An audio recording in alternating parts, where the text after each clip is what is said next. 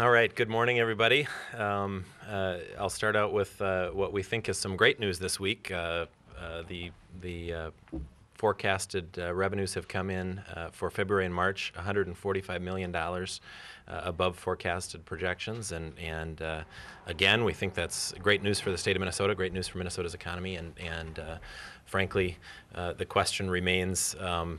If the economy is continuing to recover and revenues are continuing to come above projections, why would we want to change course at this time? So as the Democrats introduce their tax bill in the House next week, those are some of the conversations that we're going to have about that. But moving to our chart, we introduced a campaign this week to talk about and focus on some of the wasteful spending that is currently in our budget and some of the proposals for wasteful spending that are in some of the Democrats' bills. So obviously we're calling this 30 days of wasteful spending, and we'll start with that. As I said, we might have to expand that, but we'll try to highlight projects that we think the hardworking taxpayers of Minnesota are going to agree with, that we really need to take a look deeper into our budget.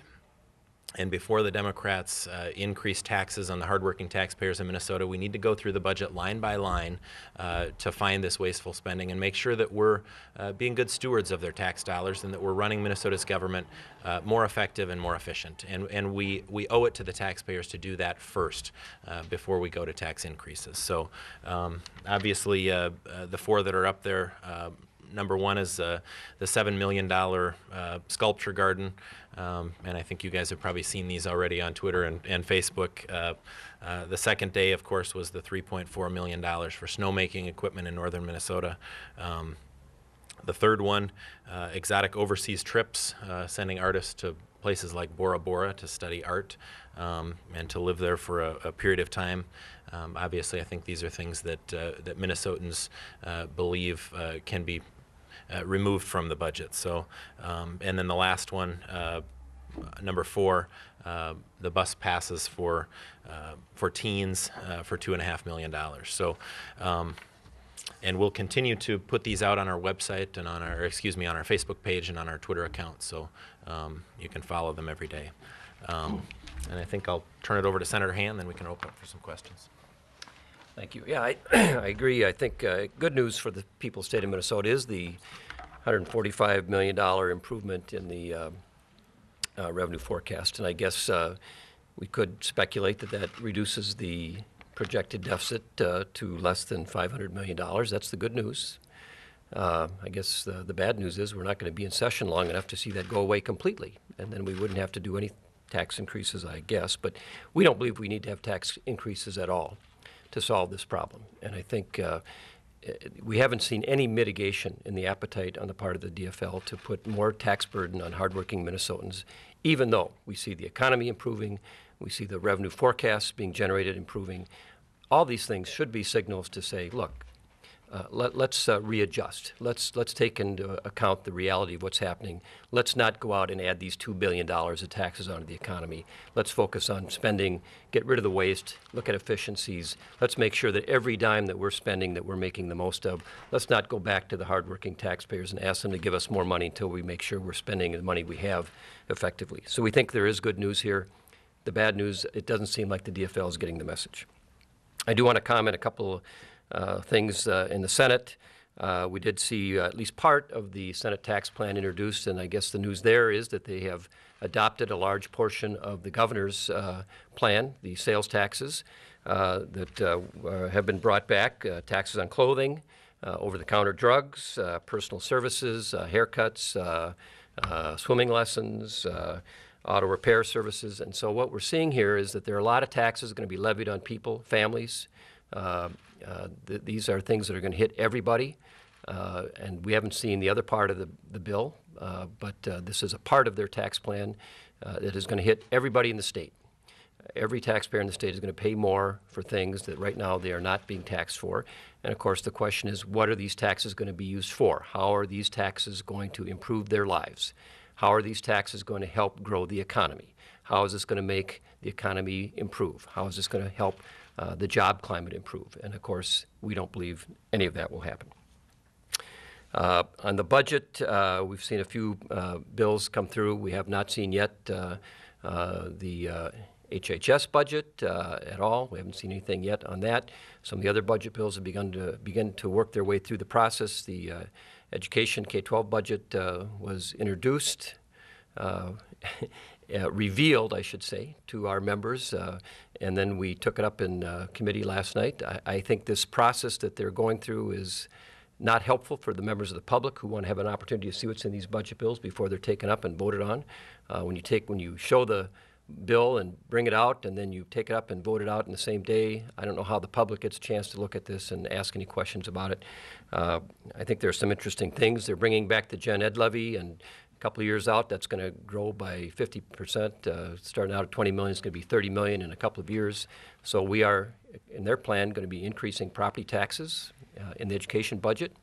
And I think the other thing that they're doing is they're expanding the K-12 education shift by $70 million. So the gimmicks that they criticized us all for doing in the last budget and talked a lot about how we should do away with education shift, they've got $70 million of education shift in their budget that they passed in the dark of night last night. Well, it wasn't really the dark of night, 10 o'clock, 10:30, whenever it was.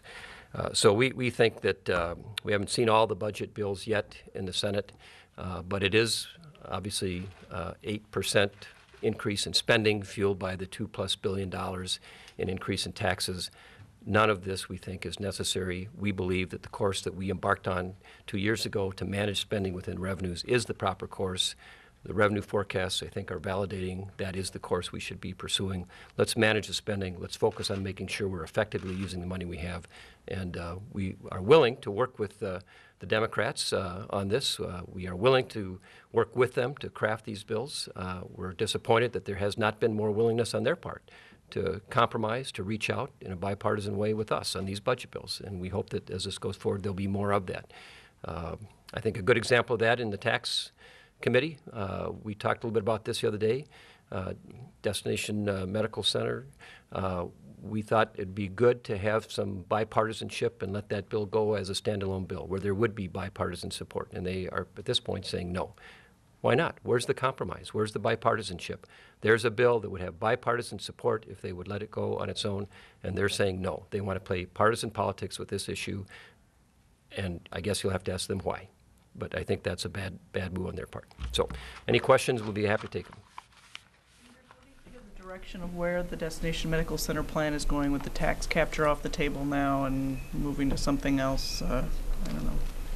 Are you familiar with the details of the policy? I'm less familiar than some. Sure. You know, I do have some concerns. I think the plan that was put in place, although I think, you know, maybe could have used some tweaks to the language, was a fairly decent plan.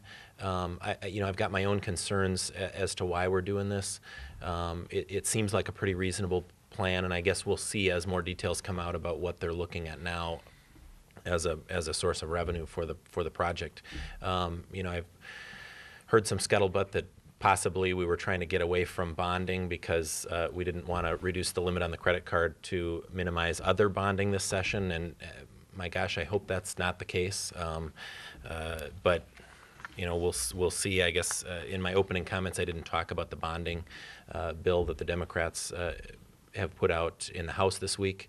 I'm a little dismayed that here we are, you know, in the first session of the biennium. Our main goal here is to balance the state's budget, and everybody, including the Democrats, has said that's their priority. And before we've seen a complete budget from the Democrats, we have a complete bonding bill, and a bonding bill bigger than we've done in a non-bonding year in quite some time. So, you know, we certainly have some concerns about that, and I'm hoping that that's not why they're changing the funding source on the Mayo project. But as Senator Hand said, I'm hopeful, and I'm a co-author on the Mayo bill in the House.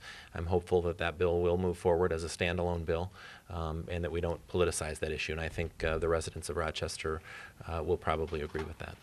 Mr. Dow, you just said though you're concerned about the credit card, but this would, if the Mayo plan becomes law under the current proposal, it would still go on the state's credit card, wouldn't it? I mean, so you're worried about which parts of the credit card are going up? Well, it sounds like, you know, from what I've heard, that they want to change the funding source on the the Mayo project so that it doesn't hurt the credit card, so that they can use that for other bonding projects. And one of the concerns that my members have about this bonding bill is we don't know what the plan is for bonding for the cycle. Traditionally, the second year of the biennium is the year that we traditionally do bonding. If we're rolling out an $850 million bonding bill this year, what are they planning to do next year? And obviously, before my members, I think, are comfortable with the bonding issue, we want to know if the plan is to do another billion next year or another 800 million next year. We want to know kind of what the plan is for the biennium before we start talking about this sort of thing. Just to be clear, though, you don't mind the borrowing for the Mayo plan. No. I'm a co-author on the Mayo plan, but it seems like there's an effort to remove the Mayo plan from the credit card so that we can max the credit card on other things. And to me, that's a little scary if that's what people are thinking about. Well, it's within your caucus's purview to stop a bonding bill this year, given the way that the numbers line up. Do you expect there'll be a caucus position to do something like that? Well, I don't know. That's a good question. We've just started to have conversations about bonding. Obviously, they introduced their bill this week. We just started to have conversations within our caucus about bonding. My members do have concerns that I just voiced about what is the plan for the entire biennium. We prefer to do the bonding in the second year of the biennium and focus this year on the budget. And our focus is on the budget and frankly balancing the budget without putting a further burden on the hardworking taxpayers of Minnesota. And the Democrats have also said that they want to balance the budget before we talk about bonding, but here we are. So, will we take a position against bonding? I don't think so, but we think it needs to happen at the appropriate time, and we feel the appropriate time is next year. Back to Mayo, I don't know if you heard Chair Skoye just said a minute ago, the Mayo plan is plumb full of tax policy, and his quote was, "The train is leaving the station, and that is the omnibus tax bill." That's your only shot at it.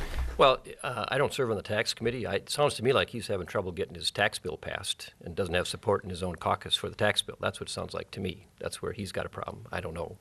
But again, you've got an issue that is I think should be a standalone issue. It is a little unique. It is a little different. It is one of those issues that I think has some bipartisan support in both parties, in both houses, both caucuses. And we talk a lot about compromise. We talk a lot about bipartisanship. It would seem to me that if you're serious about that, you would take advantage of that and say, let's bring this to the floor and take advantage of some good bipartisan spirit and let this thing happen. But instead, it sounds like what they're trying to do is put it into a tax bill that is highly partisan and play political football with it, which I think is a terrible idea. And to me, it just raises questions about how sincere they are about being bipartisan. They talk a lot about this. Here you got a great opportunity to work bipartisanly on an issue that's very important and probably could deserve to be heard as a separate issue on the floor of the House and the Senate and get the scrutiny that it deserves. And it is an important issue, obviously, and it is a little bit new, and it would, I think, benefit from that. And instead of doing that, we're going to put it into this whole debate about taxes, which, of course, we know are partisan and we have great differences on. So I just think it's bad strategy on their part, but they're in charge. Senator, what kind of amendments will your members offer for the state government bill Monday? Well, let me see. Let me reveal to you my plan. I don't know. On the state gov bill, we are planning to caucus on Monday morning, and we'll see what we come up with then. But the budget bills that we're going to hear a number of these in the next couple of weeks. So we know that, and our members have been working with the majority as these bills have gone through, and there is a desire and want to get good policy done. I can't tell you that there will be votes for every budget bill, probably not, but there may be votes for some. And I can't tell you what kind of amendments we may offer, but there likely will be some. But we'll have to see when we get there. I know it's not a very good answer, but I don't necessarily have a good answer at this point. Considering that the state, under current law, is committed to selling bonds at the end of the summer for Viking Stadium, and is committed to paying for a third of that cost, and that its funding source is not working out, no matter what your position on the stadium is, does the legislature and the governor have to do something, and what does it have to do? Well, I think my understanding is, my recollection is that we have made a commitment to pay for or to fund a certain portion of the cost, and so we have an obligation to do that. We had a proposal to do it in a certain way that doesn't seem to be at this point working very well. I don't believe that that relieves us of the obligation to come up with our portion of the cost. I've heard in the past few days that there's some other ideas people have. I'm not sure what will happen. I guess I think that the governor would be well advised to come forward and say, here's what he thinks he would like to do. I think this was kind of his idea, and it would be good for him to come forward and say, well, if that's not going to work, here's what I would like to see done. There was some talk earlier in the year about suite licenses that he kind of put the kibosh on. Maybe he's changed his mind about that. I don't know. I don't know if there's anything that we need to do in the legislature, particularly. Maybe there is, but I haven't seen any proposals. So I guess there's something in the House I've heard about, but I don't know of anything in the Senate. Has there been any discussion on this issue in your caucus? No, there has not. How about House caucus? I have had individual members come to me with concerns, and I think we've had a couple of bills that have been introduced by Republican members to do a few different things. One of those, I think, was to just basically put any letting of bonds on hold until there was some resolution on the funding, and then I think there's another one in the works to kind of reduce the state's share. So I don't know, if those bills will even get hearings, but I have had initial conversations with Speaker Thiessen about his desire to deal with this Mm-hmm. session in some format, and I don't disagree that we should have some resolution on this issue before bonds are let late summer, early fall. So. Other questions? Jobs bill's coming up on Monday. Mm-hmm. You'll see our amendments at noon, actually, today. But in general, do you have a lot of disagreements with it? I think there's a few. I don't have all the details on the bill right in front of me, but I think there's a few things that we'd like to see better in the bill. But I think if we can work some of those issues out, and you'll see some amendments that deal with those issues when the amendments get posted at noon today. And if those amendments get adopted, I think we'll likely see some Republican votes on the bill. But yeah, there are a few issues with it.